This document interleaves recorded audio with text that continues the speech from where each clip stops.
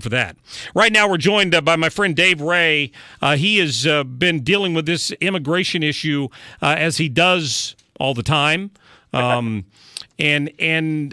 Dave, I appreciate you joining us from FAIR today. How are you?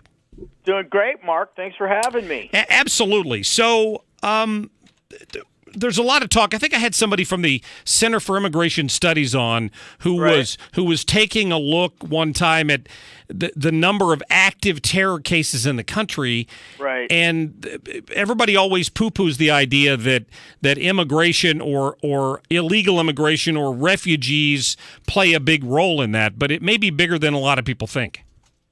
Well, yeah, it is a lot bigger, and CIS is quite a reputable organization. They actually released a study a while back, and then there have been a number of stories on it since. But, according to the FBI, more than 300 people who came here as refugees are under investigation for potential terrorism-related activities.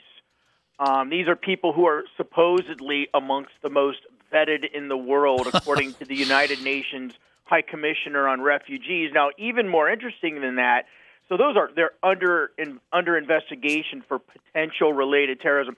If you look at the 6 countries covered by President Trump's second admittance freeze on refugees that was stopped by the courts, if just those 6 countries, 53 individuals from those 6 countries have been convicted in terror cases in the U.S. since 9/11. So this is not a figment of someone's imagination. This danger does exist. If you don't believe it from 9/11, let me tell you and remind you again, there are people out there who would like to come in this country for no other reason than to do harm to Americans, and they're coming in any way they can. ISIS has said again and again they will use the refugee streams to infiltrate the West. The question is, will we be dumb enough or arrogant enough to allow them to do that? I fear that the answer is yes, because we've got a judiciary that's been filled with feeble liberal minds who want to legislate from the bench and decide things based on emotion and not the law. That's my biggest concern about this. These judges, the judge out in Hawaii is trying to convey the constitutional right of freedom of religion onto people who are not U.S. citizens in other countries who simply are applying to come here as a visitor. You have to be an American citizen to enjoy constitutional rights. The entire world doesn't have constitutional rights. Otherwise, when we went to war with somebody, we couldn't disarm them because we would be breaking their constitutional right to own a gun, right? Yeah, right. So, this is just ludicrous. But these are judges in our own court system. This might have to go all the way to the Supreme Court to get settled. Thankfully, now it's not a 4-4 split anymore. But with that said, what is scary is that refugee admissions are continuing under a vetting system that is severely flawed. The reason why President Trump chose the countries he chose were not because they were Muslim countries. He chose them because these are countries we have almost no relationship with. Vetting there is almost impossible. We've bombed about half of these countries on this list. How cooperative are they going to be with us in trying to see if we're allowing terrorists in or not? For people who charge that this is a Muslim ban, it doesn't apply to 90% of the Muslims on the planet. And it doesn't apply only to Muslims in those countries. It keeps out Christians, Jews, Muslims, or atheists from 6 countries that he has in his ban. So it has nothing to do with religion. And the left is really running off a deep end on this one. Unfortunately, with these federal judges, they're able to do a lot of damage with these temporary stays that they get on these executive orders. We're talking to Dave Ray from the Federation for American Immigration Reform. It's fairus.org is their website.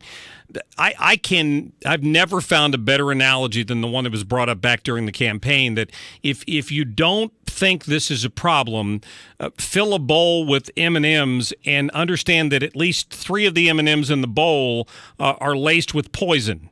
and then grab a handful and eat it. And if you're not worried about picking up one of the 2 or 3, then you should be okay with our current refugee system. The point is, even if there's only 1 or 2 terrorists out of 10,000 that we invite in, and they each go out and kill 40 or 50 or 100 people by driving a truck through the Christmas festival in your town, that should be unacceptable to most Americans. If we can fix that, we should. Absolutely. It's the same reason why we need to have the border under control and secured. There are a lot of nice people who want to emigrate to the United States, who want to embrace the Constitution and could learn to love America and will seek the American dream and make themselves better and make us better in the process. Yet there are a lot of people who are coming here for the wrong reasons. They're coming here to rape, pillage, rob Americans, to join gangs, to what have you. And so the whole idea, whether you're talking about vetting refugees or border controls, is how do you let in the good people and keep out the bad people? Yeah. Until you have the right things in place, you can't tell the good from the bad until it's too late. Yeah, there's a big crackdown going on against MS-13 somewhere in the country today. I think over on the West Coast. I read about that earlier. Well, yeah, it's going on in Long Island as well, in New York. But, I mean, so under the Obama administration's catch and release program, if you came to the United States from Central America and you were a teen, you asked for political asylum at the border. There's no background check done on you. They would oftentimes fly you to reunite with your illegal alien relatives somewhere else in the United States. And now, lo and behold, we're finding out that the Obama administration was shuttling around MS-13 people because some of these folks who came in over this border surge in the last few years of his administration end up being MS-13 members. Now we're having spikes in killings in the Washington, D.C. suburbs and the New York City suburbs. And it's all something that, when you allow people to come in without doing a simple background check, regardless if they're 17 or 27, you could be importing a problem.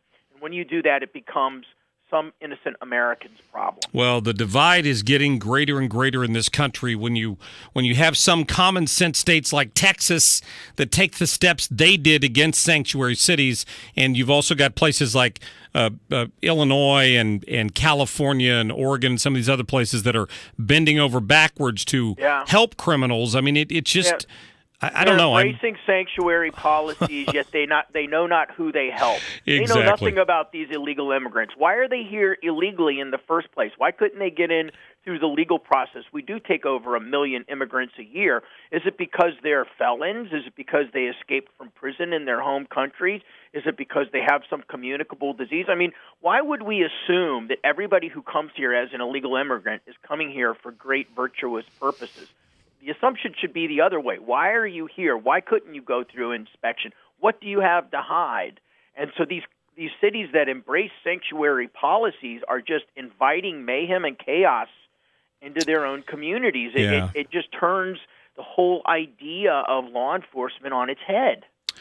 Dave, Ray, thank you so much. So let me direct people to the website again, fairus.org, if you want to get more information on their opinions on this or others. fairus.org. And Mark, it's been great chatting with you. You bet, Dave. Have me back. Talk to you soon. Thank you. You bet. All right. Appreciate that. Remember what he's talking about there. The case out in California of the family that was returning with their child from Anaheim to Disney.